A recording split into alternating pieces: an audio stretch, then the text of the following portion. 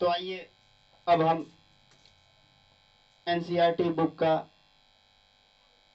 Chapter 1 यानी संख्या पद्धति जो चैप्टर है इसका उदाहरण 1 सॉल्व करते हैं।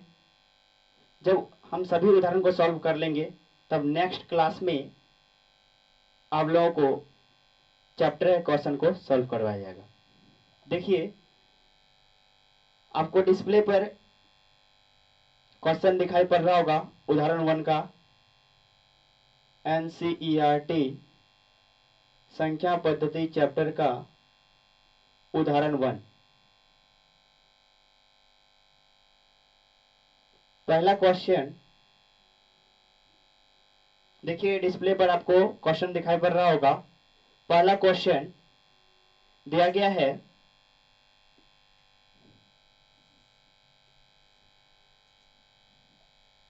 प्रत्येक पूर्ण संख्या एक प्राकृत संख्या होती है। क्या कहा गया कि प्रत्येक पूर्ण संख्या यानी 0 1 2 3 4 प्राकृत संख्या होती है। देखिए पूर्ण संख्या 0 से स्टार्ट होती है और प्राकृत संख्या 1 से स्टार्ट होती है। तो प्रत्येक पूर्ण संख्या प्राकृत संख्या हो सकती है क्या? नहीं हो सकती। क्यों? कि देखिए 1 2 3 4 तो मिल जाएगा, ठीक है, लेकिन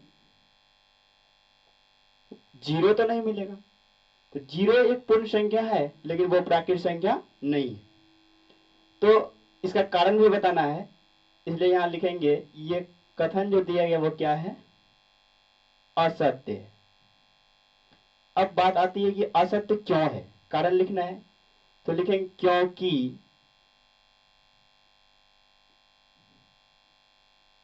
शून्य एक पूर्ण संख्या है लेकिन प्राकृत संख्या नहीं है ना? कहता है प्रत्येक पूर्ण संख्या एक प्राकृत संख्या होती है। तो पूर्ण संख्या प्राकृत संख्या नहीं हो सकती है। क्यों?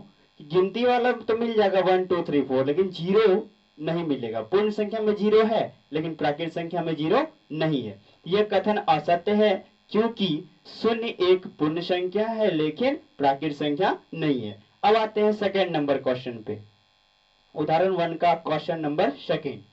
दूसरा क्वेश्चन है, प्रत्येक पूर्णांक एक परिमेय संख्या होती है। प्रत्येक पूर्णांक एक परिमेय संख्या होती है। पूर्णांक क्या है? पूर्णांक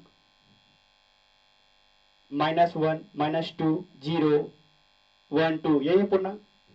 मतलब पूर्ण संख्या के समूह में ऋणात्मक प्राकृत संख्या को मिला देते हैं वो पूर्ण संख्या हो जाता है। तो कहता है प्रत्येक पूर्णांक परिमेय संख्या हो सकती है। यह कथन सत्य है। क्यों सत्य है? मान लीजिए -3 को हम p बटे q के रूप में लिख सकते हैं, तो सत्य है। 3 को लिख सकते हैं तो सत्य है। 0 को लिख सकते हैं तो सत्य है।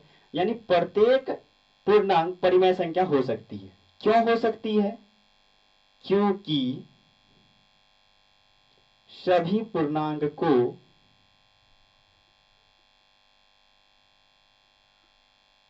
p बटे q के रूप में निरूपित किया जा सकता है या जाता है। प्रत्येक पूर्णांक परिमेय संख्या होती है क्योंकि सभी पूर्णांक को p बटे q के रूप में निरूपित किया जाता है। यह कथन सत्य है। अब तीसरा जो लास्ट क्वेश्चन है हमारा उसको सॉल्व करते हैं। तीसरा क्वेश्चन है, प्रत्येक परिमेय संख्या एक पूर्णांक होती है। प्रत्येक परिमेय संख्या एक पूर्णांक होती है। तो प्रत्येक परिमेय संख्या यानी p बटे q के रूप में जो होता है वो पूर्णांक होता है कि नहीं 10। सबकी बात की जा रही है, प्रत्येक परिमेय संख्या।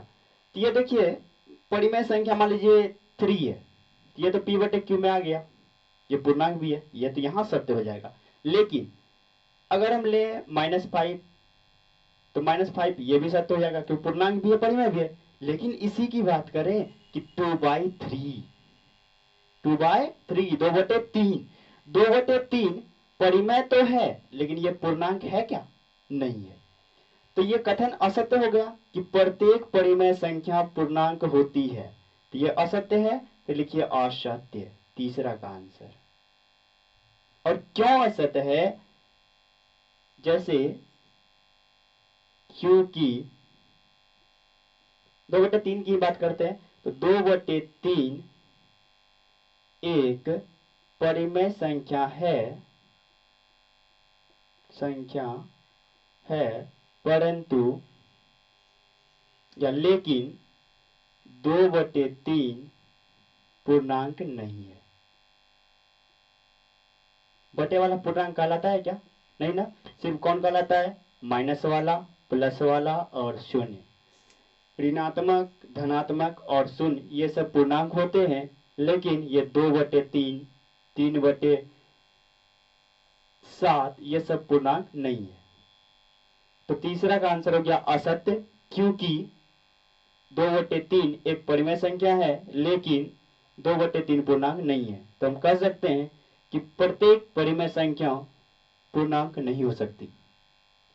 ठीक है, इस तरीके से आज का क्लास यहीं पर समाप्त होता है और आपसे रिक्वेस्ट है कि आप घर पर बैठकर तैयारी करें वीडियो के माध्यम से, और मुझसे जहां तक हो सकेगा वहां तक मैं हेल्प करूंगा। ठीक है, धन्यवाद। फिर मिलते हैं नेक्स्ट क्लास में उदाहरण 2 को लेकर।